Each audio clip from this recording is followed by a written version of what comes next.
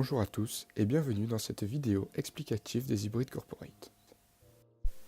Tout d'abord, qu'est-ce que des hybrides corporate? Les hybrides corporate sont des titres subordonnés émis par des sociétés non financières, comme par exemple Air France ou encore Total. Ces titres sont dits hybrides car ils combinent des caractéristiques propres aux obligations, comme le versement d'un coupon par exemple, et des caractéristiques propres aux actions, c'est-à-dire avec des maturités très longues que l'on qualifiera de perpétuelles. De plus, il peut arriver qu'un coupon ne soit pas versé, caractéristique identique à un dividende. Lorsque des dépenses d'investissement sont nécessaires, les entreprises ont recours au CAPEX. Dans des secteurs où ces dépenses sont lourdes, les services ou les télécoms, les hybrides corporate servent à financer des investissements sur des durées longues. Ces titres sont dits perpétuels et cela fournit divers avantages. Le premier est un allègement de la partie dette sur le bilan de l'entreprise. Le second est le rating des titres de créance émis par les sociétés. Les agences de notation, comme Moody's par exemple, notent les titres de ces sociétés.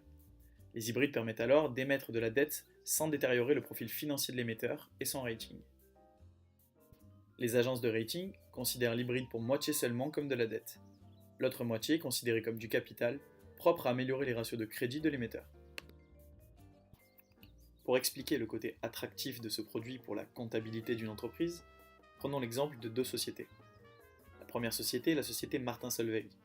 Elle n'émet pas de produits de type hybride corporate, alors que la seconde, sa concurrente, la société David Guetta, en a quant à elle émis 20%. Le résultat est le suivant. Les ratios d'endettement face aux actions sont bien plus élevés pour la société Martin Solveig que pour la société David Guetta, qui la rend de ce fait plus attractive pour les investisseurs.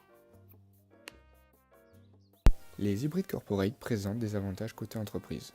Par exemple, Total a émis 5 milliards d'euros d'hybrides en 2016 afin de financer son plan d'investissement dans un environnement où la génération de cash est sous pression du fait de la baisse du Brent, comme nous pouvons le voir ici sur cette image Bloomberg.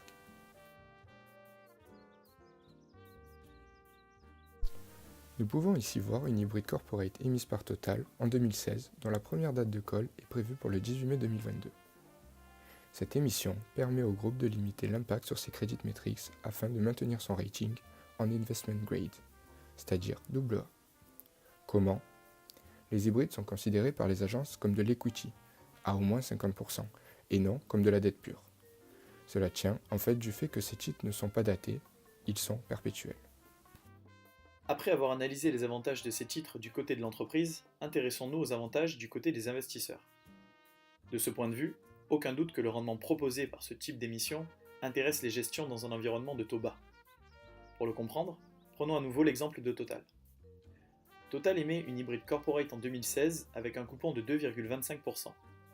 L'intérêt de ce type de titre réside sur le fait que, même en étant perpétuel, ces instruments possèdent une option de remboursement au gré de l'émetteur, qui en fait un instrument daté.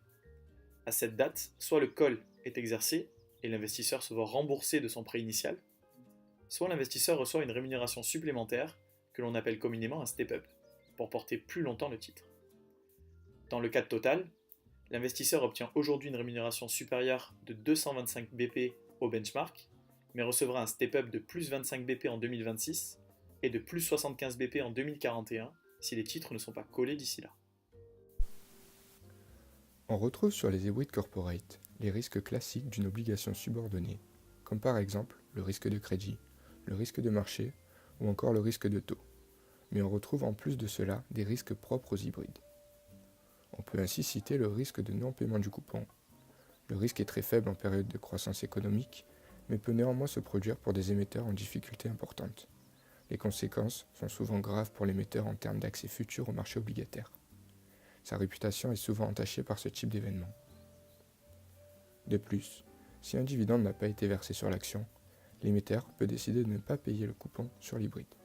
Cependant, les coupons étant dits cumulatifs, ceux qui n'ont pas été payés seront réglés en totalité le jour où l'émetteur sera en mesure de verser à nouveau un dividende sur son action. Un des risques de ce type de produit est le risque d'extension. En effet, si l'hybride n'est pas rappelé à sa première date de call, le choc sur la valorisation du titre peut être de l'ordre de moins 10%, et certains cas se sont déjà produits. Par exemple pour la société allemande Südzucker. En 2005, cette société émet des hybrides corporate à hauteur de 700 millions d'euros qui ne seront pas rappelés à leur première date de call en juin 2015, même si le titre faisait face à un rehaussement de plus de 100 BP sur le coupon. Lors de leur émission, ces hybrides payaient un coupon de 5,25%, pour un yield équivalent au taux swap de même maturité plus 210 BP. Après leur premier call, elles devaient payer l'équivalent d'Euribor 3 mois plus 310 BP. Vous pouvez voir à côté sur le screen Bloomberg que sur cette période-là, l'Euribor qui cote 100 moins le taux sur Bloomberg était en train de chuter. Techniquement, cela s'assimile à un rehaussement de coupon, cependant l'Euribor ayant tellement baissé sur cette période, le coupon est devenu inférieur au coupon original. Merci de nous avoir écoutés, nous espérons que cette vidéo aura été claire et pourra vous être utile.